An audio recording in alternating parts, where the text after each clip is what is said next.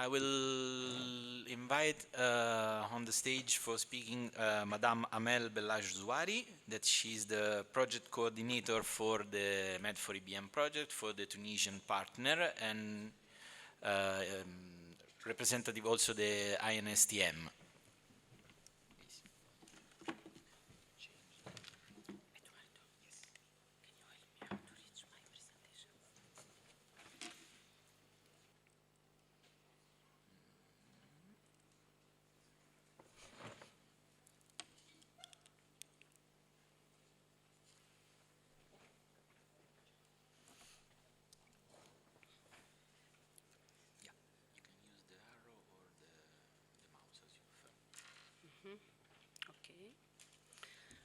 So, good afternoon, everybody.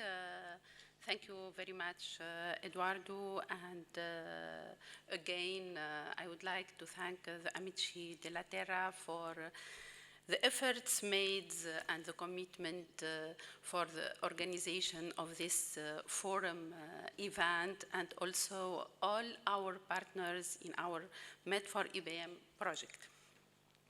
So, on behalf of the National Institute of Marine Sciences and Technology, I present today our work on Kneiss Islands ecosystem. So the Tunisian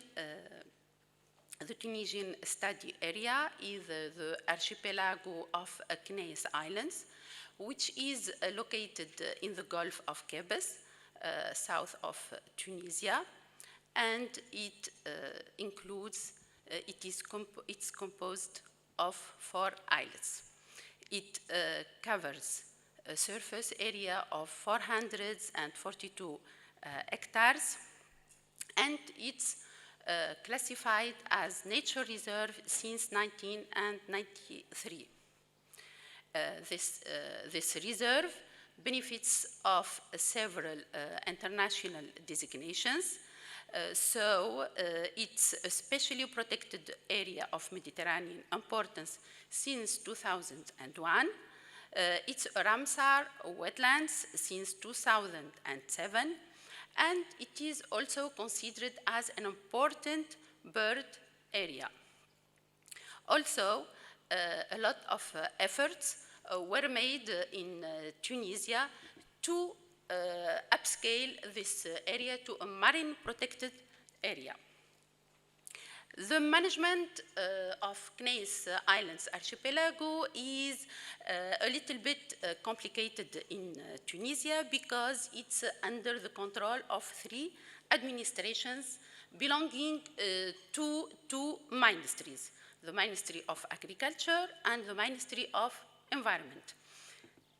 They are the General Directorate of Forestry, the Agency of Protection and Development of the Coastline, APAL, and the General Directorate of Fishing and Aquaculture.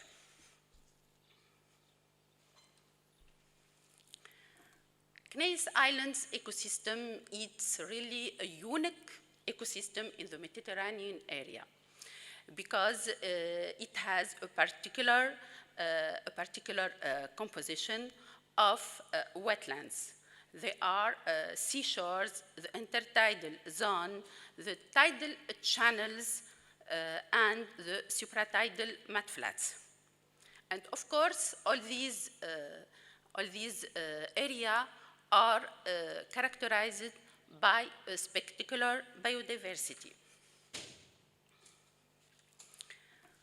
Also, Kneiss Islands is characterized by an extraordinary avifauna biodiversity. It's a migratory and nesting bird area. It receives between 130 and 160,000 migratory birds each year, and up to 50,000 wintering birds. Also, around 3,000 pairs of breeding birds.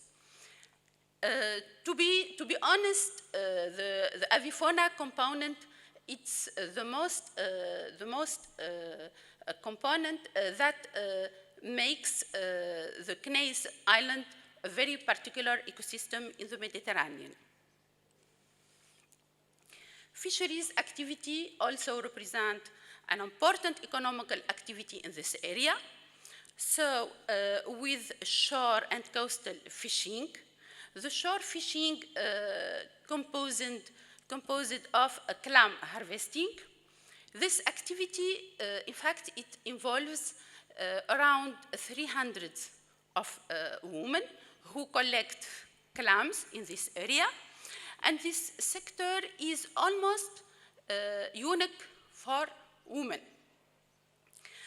Also, there is very important marine biodiversity in this area. The olive production, it's an important agriculture activity, but on the island. Like many other ecosystems, the Kneiss ecosystem faces many issues, and here we present the main issues. For the wetlands, there are the sea level rise, the pollution, and the overgrazing.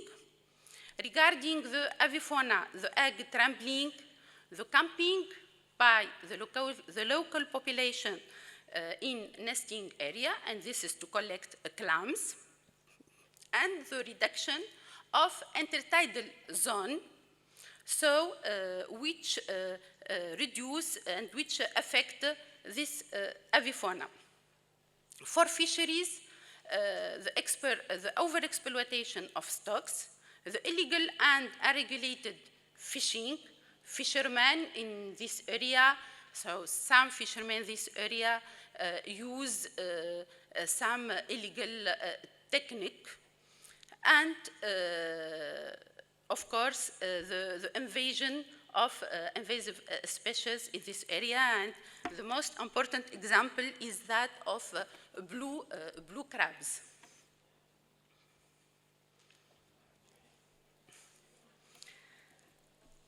In order to apply to the ISP DSS tool, so we constructed for our study area the system diagram.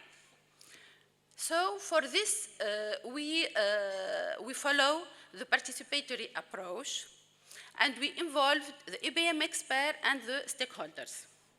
So the stakeholders including, of course, the administrators who control the marine area, the local authority, the scientists, the NGOs, and local population who benefit from the services of this ecosystem.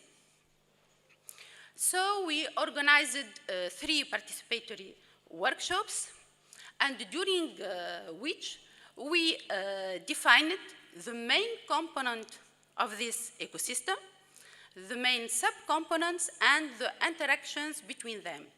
And also, we defined the indicators that govern these interactions. The identification of indicators was based on two points, or it depends of 2 points.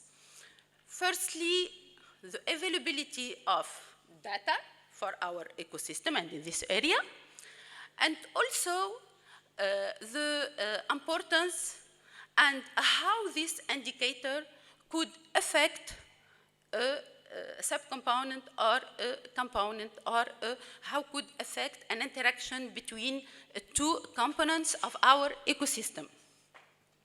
So, when we have this system diagram, so for Kneiss Islands, the main components are the ecosystem, the infrastructure, the aquatic and terrestrial flora and fauna, and the socio-economic sectors and the weather parameters. For this tool, so this ESP tool, and this with which we arrive to this step of system diagram for our study area.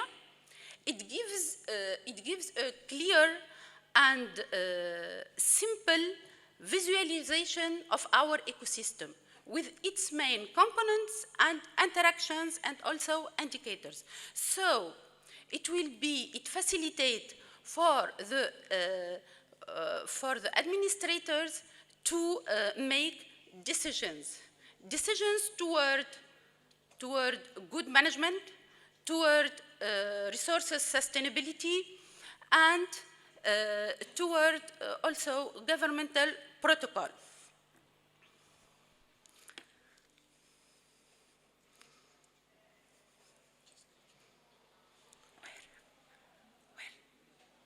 Eduardo? Where?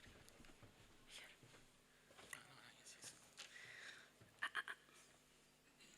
Can I?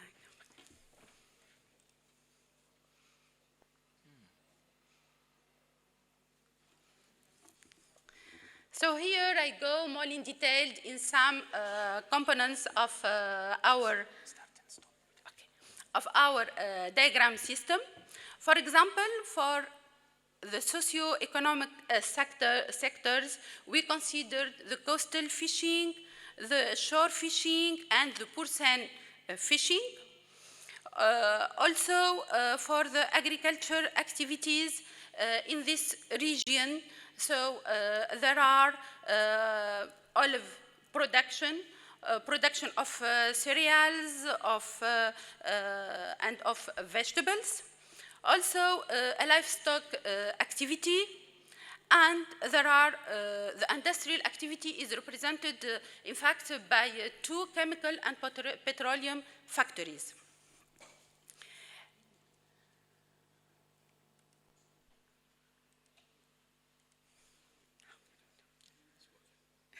Sorry. Also, so for the weather parameters, we consider the rainfall, the temperature, the humidity, and the wind, which are parameters that could affect the subcomponent and the component of our diagram system. Here, you note that we have the component, these red components and subcomponents are for which, the red components for which we have the available data. So the data which is the most critical task, as said Marco this morning, so it's not a simple, task. It's not a simple task to do. Why? For two reasons. Either the owners of data don't refuse to give us and to provide data for many reasons. If they are scientists, so they would like to publish their results before giving them to Med4EBM project. And if they are administrators or NGO, they would be to be partners in the project. And we should make a lot of efforts to convince them for the importance of this project and on the importance of the availability of the data to benefit from all this work and to benefit from the output provided in the framework of Med4EBM project.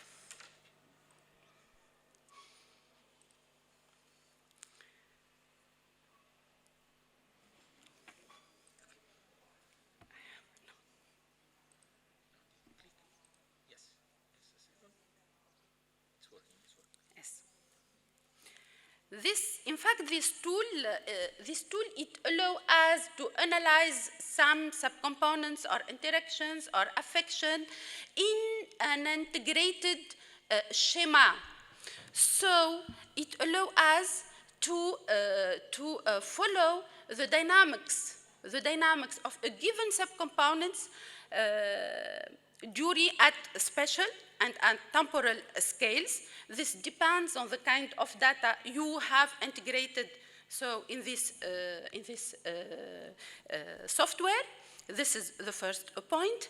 And also, it allows us to understand the evolution, to follow the dynamics of of a given subcomponent with the threatened or with the parameters that it affected. So here, for example, for the Kneiss Islands for ecosystem is a vulnerable ecosystem which is threatened by the sea level rise. In the Gulf of Gabes, the sea level rise is more important than that of the whole Mediterranean.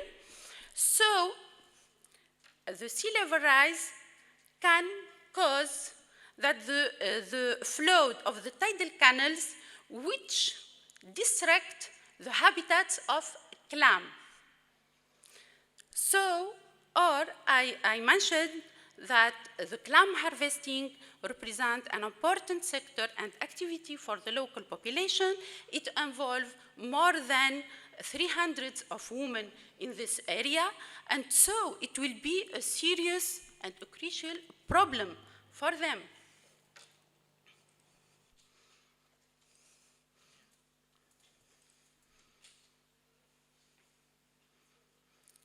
So the sea level rise can affect the shore fishing, which is represented mainly in this area by the clam harvesting.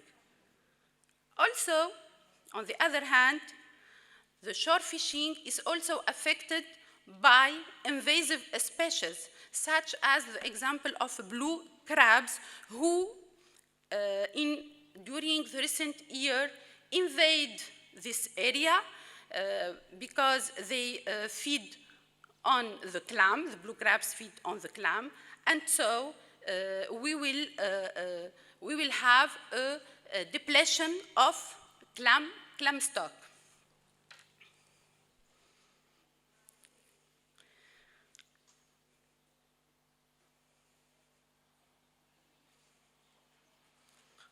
Pollution also generated by the industrial activity in this area can affect this shore fishing.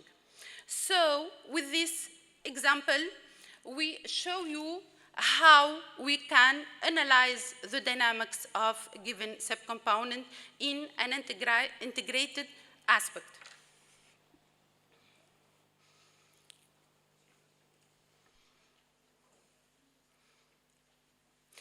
The shore fishing activity, so this tool allows us also to follow the dynamics of the shore fishing activity during the last 20 years in this area. As I said, it depends, the time scale, it depends on the data you have already integrated in this area.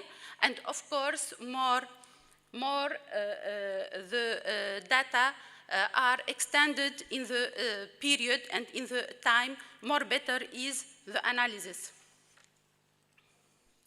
So here, for the clam harvest, we can see and we can analyze the distribution, their distribution at monthly scale, at yearly scale, and you can see that we have a decrease in the production from 2000 to 2008, and then there is an increase in the production in clam harvest from 2009 to 2018. But we haven't reached the maximum of clam harvest recorded during 2000. So this is the way that we can analyze we can analyze rapidly and easily our data. and it confirms this is so an easy method and tool, and to avoid reports of 100s of pages, and we can raise the attention on the real problems of an ecosystem or of a sector, a given sector. In the next phase of our study and during our project, we need to perform the cause-effect analysis to cross-analyze more the shore fishing. Here I give the example of shore fishing, but we should cross-analyze all our subcomponents with the factors they interact with. And this is using the ISP tool as a decision support system for a management plan and for a government protocol. And thank you for your attention. Thank you so much, Amel. Thanks.